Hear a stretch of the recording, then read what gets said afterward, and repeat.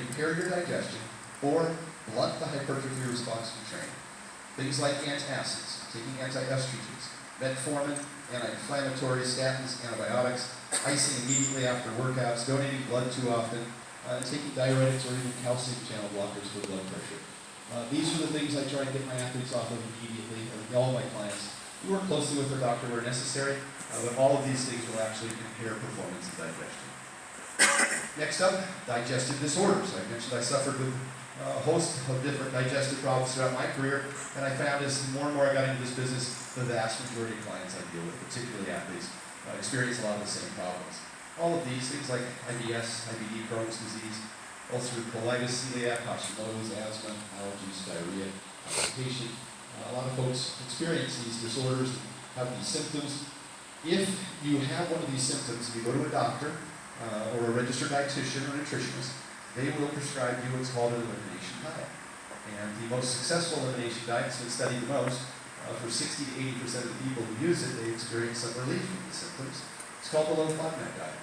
It's fermentable oligo-di, monosaccharides, and polyols. So the vertical diet at its core is a low FODMAP diet. I lead with that.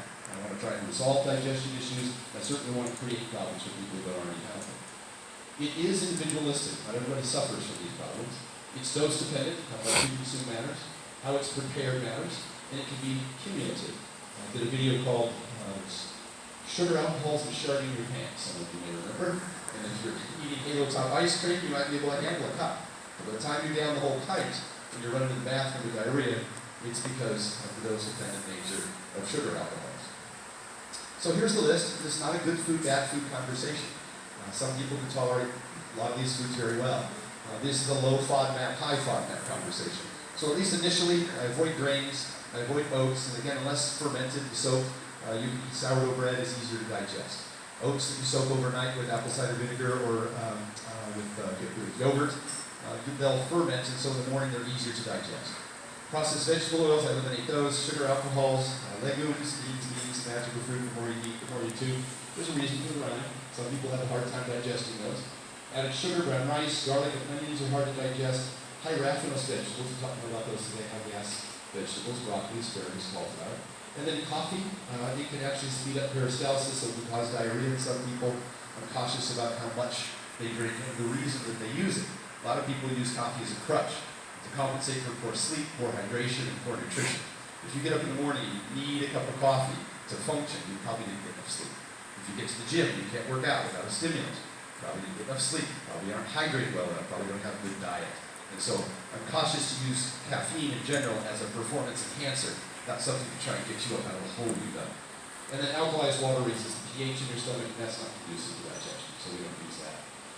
So here's the FODMAP menu. I'm just showing you this because it's a long list, over 100 items. Some people consider this restrictive. I think it's selective, but there's lots of substitutions to be had in this diet. Next up is sleep. This is Dr. Matthew Walker talking to Joe Rogan about the benefits of sleep. Wow! Practice does not make perfect.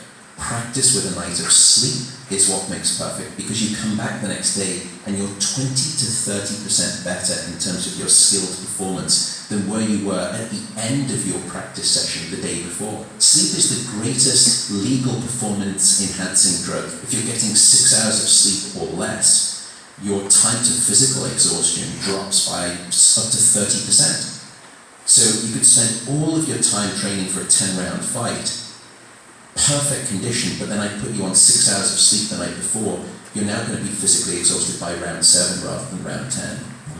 Your peak muscle strength, your physical vertical jump height, and your peak running speed, all of those things correlate with sleep. The less that you have, the worse those outcomes are. And it's a perfect linear relationship. The less sleep that you have, higher your injury risk. Also, sleep loss limits fat loss. We used to think that there were kind of 3 pillars in the human body: diet, exercise, and sleep, and now you've pretty much said it's all superseded by sleep. I think sleep is actually the foundation on which those 2 other things sit. So for example, if you're dieting and you're trying to watch what you eat, but you're not getting sufficient sleep, 70% of the weight that you will lose will come from lean muscle mass, and you will keep all of the fat. The body actually becomes stingy in giving up its fat when you are underslept. That's why many of you have heard me say if you're waking up at 4 o'clock in the morning to do cardio after only 5 hours of sleep, you're stepping over $100 bills to pick up nickels.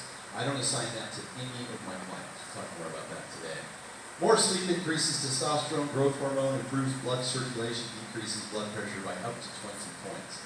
Less sleep slows metabolism, decreases testosterone, slows thyroid, increases stress, causes overtraining, increases hunger, increases cortisol, and promotes insulin resistance.